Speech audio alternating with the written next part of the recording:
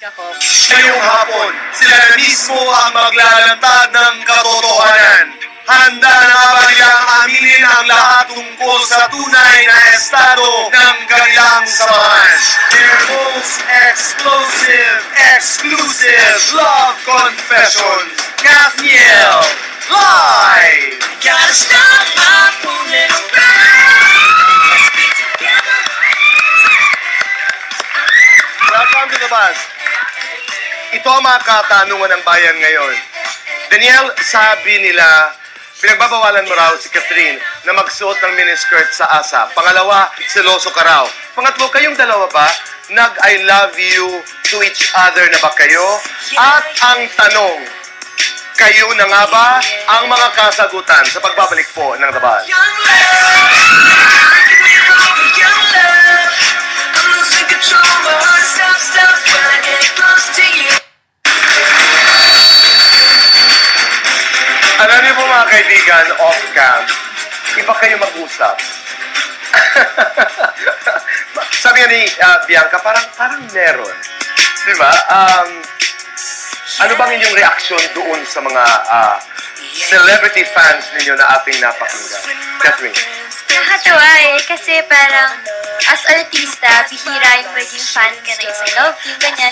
Nakakatawa kasi kami yung napili nila si Nadia Bianca, si Vice Ganda, si Kuya Jason. So parang very flattering po yun sa side namin na kinikilig sila.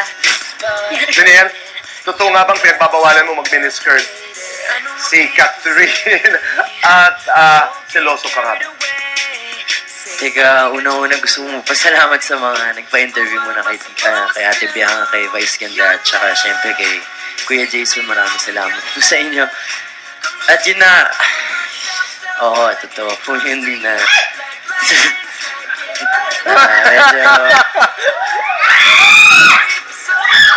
medyo tabingi po tayo dyan pagdating sa mga suot ni Catherine. Okay. Hindi ka komportable? Hindi ho. Seloso ka? Oo. Pag pinagbabawalan ka ni Daniel, ano ang nagiging reaction mo? Sumusunod ka ba? Nakikinig ka ba? Nakikinig po, pero sumusunod ako depende sa situation. Kasi, for example, may prod. Walang magagawa kung yun yung ipasuot. Kailangan maiksi. Pero pag lalabas, parang nagle-leggings na lang ako. Parang covered talaga siya. Yun, pero, syempre, Sumusunod, ibig sabihin meron, ha? hindi! Okay, Nakakatawa kasi parang may konsensya sa'yo. Parang, That's right. wow, as love team mo, parang inaalagaan ka talaga niya. So, nakakatawa. Pag nagseselo si Daniel, anong iyong reaksyon? Pag naman, hindi naman selos, parang lang siya, hindi mo malalaman nagsaselos siya. Wait, malalaman mo kasi parang tatahimik na lang po siya. Or parang, basta parang Mapangahas na tanong, kanino madalas magselo si Daniel?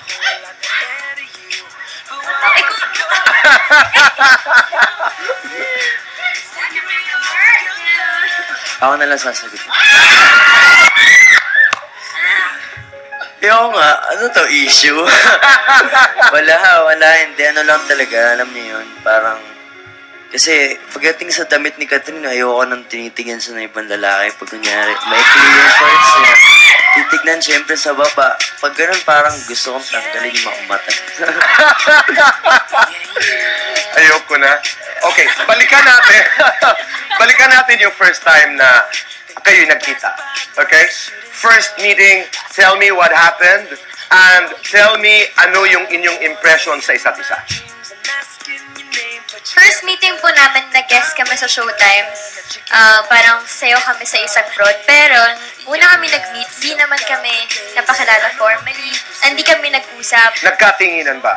Nagtagpo ba ang inyong mga mata? Parang hindi din po. Kasi parang, hindi talaga kami magkakilala. Tapos wala rin sa amin nagpapakilala. So, wala. Yung parang naging meeting namin is nung growing up. No, but your first impression doon sa Showtime was? Parang, masungit na suplado.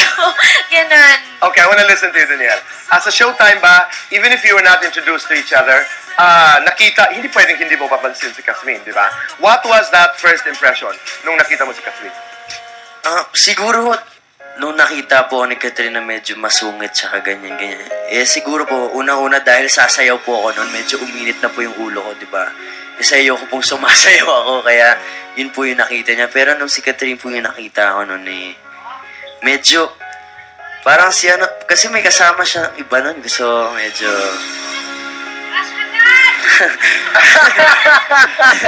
Hindi, yun, parang... Meron siyang kasama hindi niya ako iba. pinansin Hindi ko maalala kung...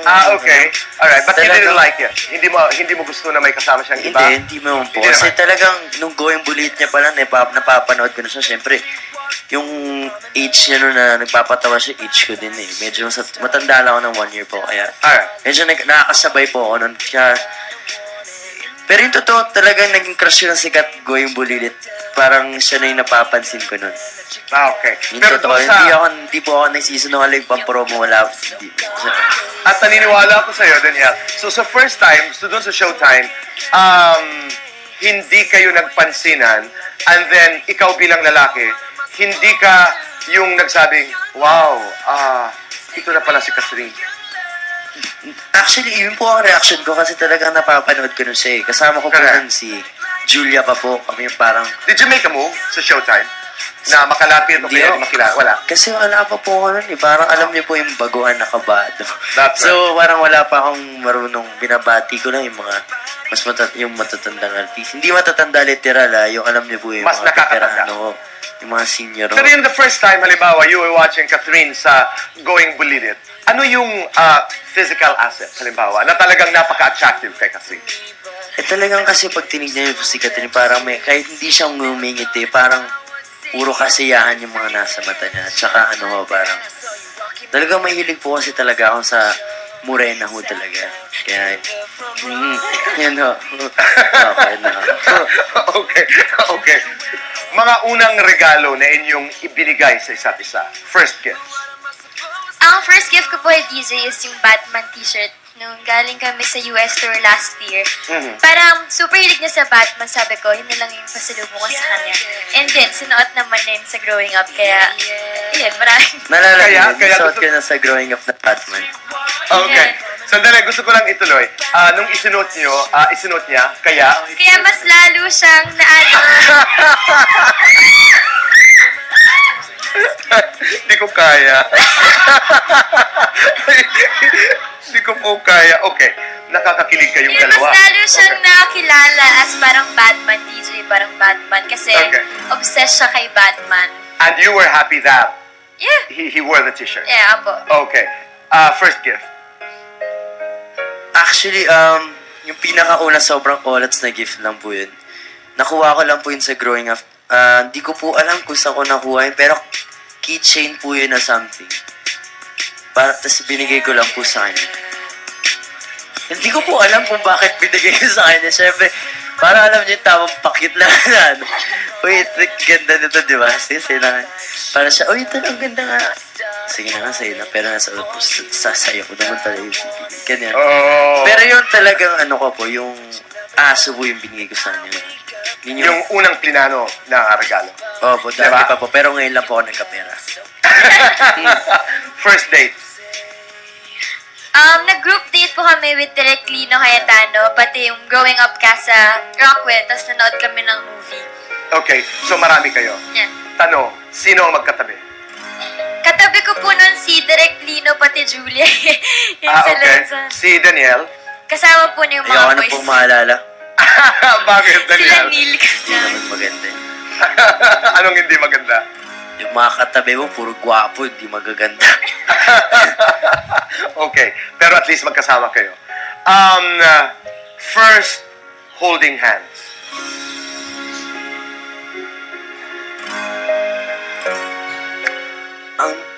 Growing up with, alam ko po, inalalayan ko yun. Yun yung mga unang hawak ko eh. Hindi, yung holding hands talaga na madalas ko kayo makita, oh. Uy, dito po yan. Nanguhuli lang, nanguhuli lang. Hindi, wala.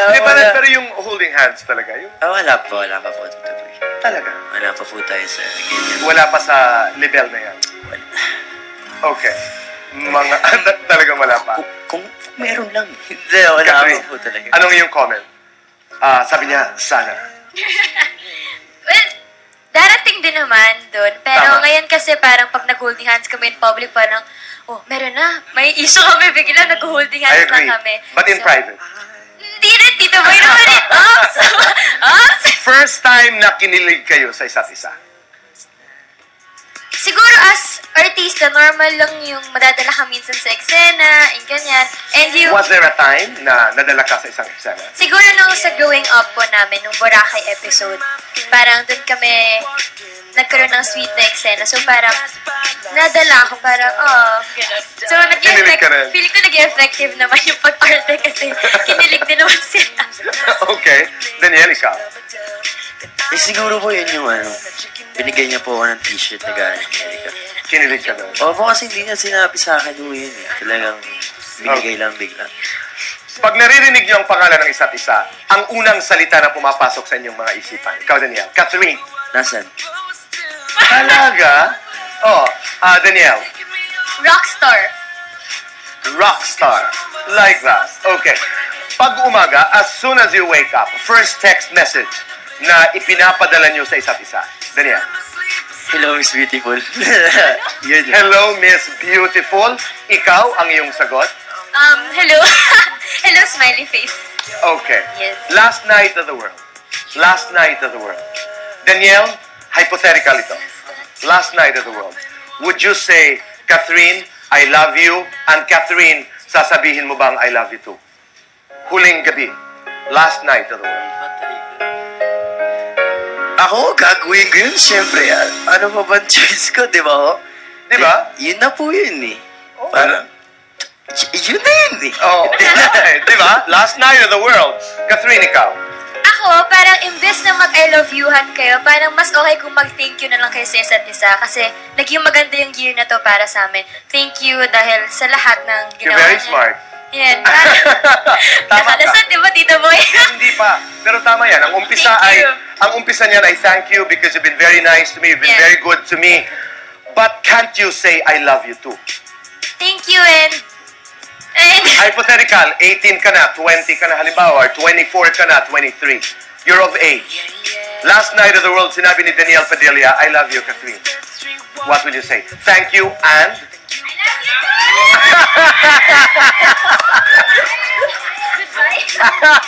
Hindi last night eh.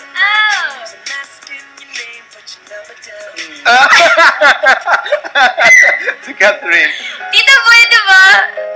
Thank you for everything na lang. Siguro mas mabigat naman yun sa in love kasi thank you. Naintindihan niya na kung ano ibig sabihin ko. I respect that. Yeah. You know, the best thing about you, Catherine, is that sa edad mo, the message that I'm getting is take your time, enjoy it. Di ba? Na napakaganda. Okay, diretsang tanong. Kayo na ba? Oo o hindi? Ganun lamang kasimple.